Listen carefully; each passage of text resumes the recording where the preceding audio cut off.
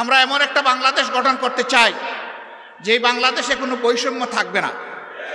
আপনারা সবাই রাজি আছেন, কিন্তু আমাদের স্টেজের লোকেরা রাজি না। কারণ আপনারা নিচে বসে আছেন সাধারণ চেয়ারে, ওনারা দামি চেয়ারে এখানে বসে আছে। তার মাঝে আবার তিনটা দেখেন ডিস্টিংগুইশড, ওইটার হাইট আরো বেশি। আইসা দেখি যে এই তিনটাতে আবার বিছানো আছে, কি জানি টাওয়াল দেওয়া আছে। তো আমি বৈষম্য বেশি দূর করতে পারি নাই, প্রথমে আমার টাওয়ালটা ফেলে দিছি। আগামীতে এই ধরনের কোনো আয়োজন হলে সকল চেয়ার সমান থাকবে ইনশাআল্লাহ। যে চেয়ার নিচে থাকবে দেখার স্বার্থে যদি একটা স্টেজ লাগে তাইলে সেই চেয়ারটাই উপরে থাকবে ইনশাআল্লাহ। আপনারা সবাই রাজি আছেন? আপনারা তো রাজি থাকবেন, ওনারা রাজি কিনা? ওনারাও রাজি আছে, আলহামদুলিল্লাহ। তাইলে আমরা উভয় পক্ষ রাজি যে আমরা সকল ক্ষেত্রে বৈষম্যহীন চলবো ইনশাআল্লাহ। তবে এটা ঠিক যে যার যার রুচি মতো চলবো। যেমন আমার গায়ে একটা সদরিয়া বা একটা কোটি আছে, তাই বলে সবাইকে কোটি পরতে হবে না। ব্লেজার যার পছন্দ তিনি ব্লেজার পরবেন, শীতের দিনে সোয়েটার গ্লাভ চাদর যার পছন্দ তিনি তাই পরবেন। কিন্তু সামাজিক ক্ষেত্রে আমরা ইনশাআল্লাহ সমান থাকবো আল্লাহ চাইলে। দেখেন বৈষম্যের শিকার হয়ে বাইগুলা পড়তে বসছিল এই মাত্র। তা আমরা আল্লাহর দরবারে বৈষম্য থেকে পানা চাই।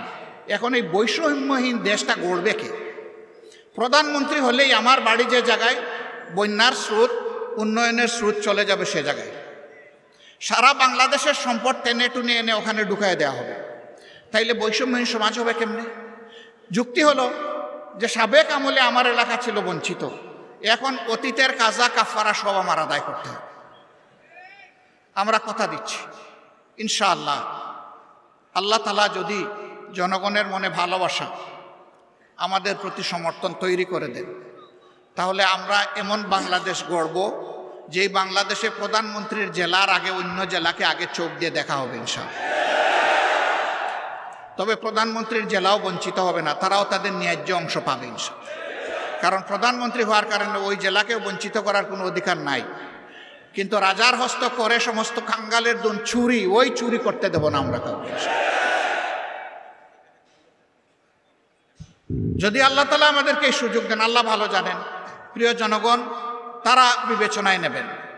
যদি সুযোগ দেন তাহলে ইনশাআল্লাহ আমরা কথা দিচ্ছি যে আমরা দুর্নীতি করব না, দুর্নীতি হতে দেব না।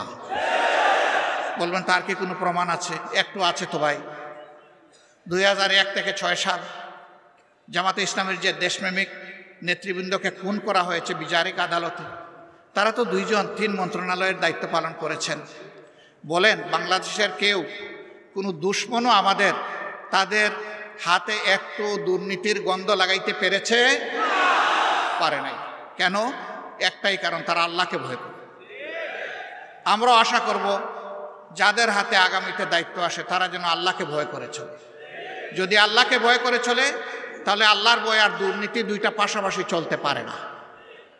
দুর্নীতি তখন দুর্নীতির মৃত্যু হবে এবং সুনীতির জয় হবে ইনশাআল্লাহ। আমাদের শিক্ষা ব্যবস্থাকে একটা কুড়া শিক্ষা ব্যবস্থা বানানো হয়েছে।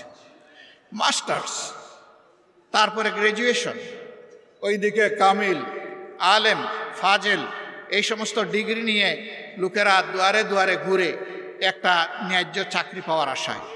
2টা কারণে পায় না। একটা কারণ হলো মামু এবং খালার ঠেলায় আর বাসে না। আরেকটা কারণ হলো সে যে সার্টিফিকেটটা নিয়ে এসেছে এইটা তার সার্টিফিকেটের সাথে তার কোয়ালিটি প্রমাণ হয় না। কেন হয় না? 2টি কারণে হয় না। প্রথম শিক্ষা ব্যবস্থা হচ্ছে নৈতিকতাবিহীন শিক্ষা ব্যবস্থা, বুকবাদী শিক্ষা ব্যবস্থা। এই বুকবাদী শিক্ষা ব্যবস্থা তাকে শিখিয়েছে বড় পণ্ডিত হয়ে সূক্ষ্মভাবে কিভাবে রাষ্ট্রের ধন চুরি করতে হবে। 2 নম্বর কারণ হলো চুরিটাও তো ভালো করে শিখবে, বুতা কাশি নিয়ে বের হয়ে গেছে, মানে ওখান থেকে জাগতিক শিক্ষাটাও ভালো নিতে পারে না। এই 2 জায়গাকেই প্রপারলি দেলে সাজানো হবে যাতে বাংলাদেশের শিক্ষা দুনিয়ার জন্য অনুসরণীয় হয়। এখন আমাদের দেশ থেকে দুনিয়ার বিভিন্ন দেশে লোক যাওয়ার জন্য পাগল হয়ে যায় শিক্ষার জন্য, উচ্চতর শিক্ষার জন্য, কিন্তু আমাদের দেশে লোক আসতে চায় না। কেন চায় না? এই দুর্বল শিক্ষা কেউ নিতে চায় না, এই জন্যই আসতে চায় না।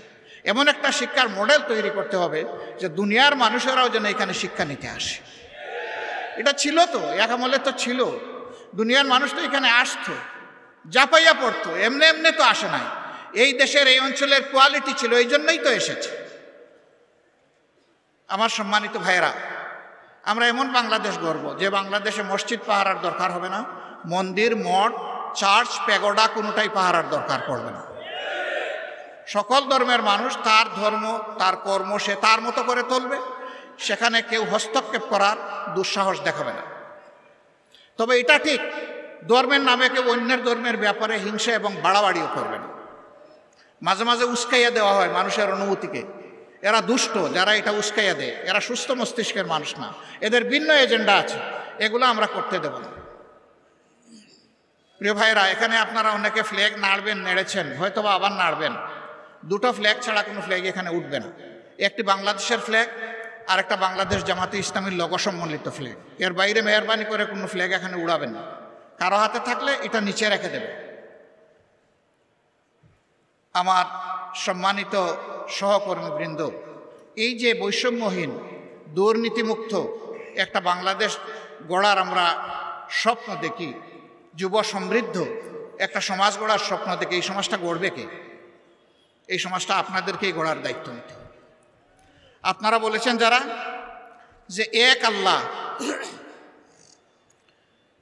আমরা এক আল্লাহর উপর ভরসা করে সামনে এগোতে চাই, সাল্লাল্লাহু আলাইহি সাল্লামের দেখানো দুনিয়ার সবচেয়ে শ্রেষ্ঠ আদর্শ অনুসরণ করতে চাই। আমাদের নিজের জীবনে আগে এটা প্রতিষ্ঠিত করতে হবে। প্রতিষ্ঠা করার পথে অনেক সমালোচনা শুনবেন, অনেক বাধা আসবে। জামাতে ইসলামীকে বলা হবে এটা প্রতিক্রিয়াশীল শক্তি। জামাতে ইসলামী প্রতিক্রিয়াশীল হলে 15.5 বছর জামাতে ইসলামীর উপর যে অত্যাচার, যে নির্মম নির্যাতন, যে জুলুম হয়েছে, দল হিসাবে চিন্তা করুন তো এই ক্ষতিটা আর কার হয়েছে? 1-2 করে শীর্ষস্থানীয় 11 জন নেতাকে হত্যা করা হয়েছে। তাদের রক্তে ভেজা আজকের এই বাংলাদেশ। তাদের সহকর্মীদেরকে হত্যা করা হয়েছে, তাদের রক্ত ভেজা এই বাংলাদেশ। আমাদের প্রত্যেকটা অফিসকে সিলগালা তালাবদ্ধ করে রাখা হয়েছে। একটা মুহূর্তের জন্য আমাদেরকে ঢুকতে দেওয়া হয়নি, এটা অন্য কারোর জন্য হয়নি। আমাদের নিবন্ধন সংগঠনের কেড়ে নেওয়া হয়েছে, এটা কারো হয়নি। শেষ মুহূর্তে দিশাহারা হয়ে আমাদেরকে নিষিদ্ধ ঘোষণা করা হয়েছে, এইটাও কারো হয়। হ্যাঁ, হয়েছে অন্য সকল দলের, সরকারের প্রতিপক্ষ আলিম উলামা সহ বিভিন্ন দল সহ মানুষ খুন করা হয়েছে, গুম করা হয়েছে, তা আমাদেরও করা হয়েছে। কিন্তু এই 4 জিনিস আর কারো করা হয়। কেন এত জ্বালা আমাদের উপর?